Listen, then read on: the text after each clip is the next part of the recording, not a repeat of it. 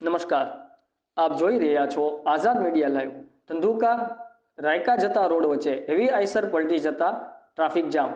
ધંધુકા રાયકા અમદાવાદ જવાના રસ્તે આજ રોજ વહેલી સવારે એક હેવી આઈસર પલટી ખાઈ જતા કલાકો સુધી ટ્રાફિક જામના દ્રશ્યો સર્જાયા હતા।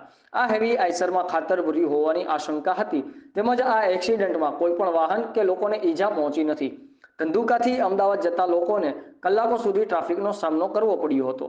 रिपोर्टर संजय भाई झाला, आजाद मीडिया लाइव, धंधुका।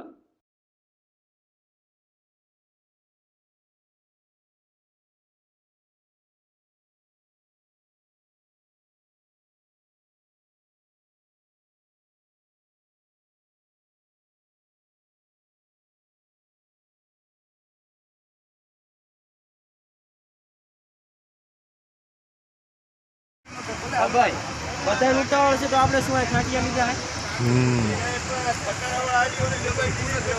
આપણે ઊભું ના રાખતું જો આ ઊભી રહે ને આપણી લાઈનમાં તો ગાડી ઊભી કરશે આપણે પોગાણા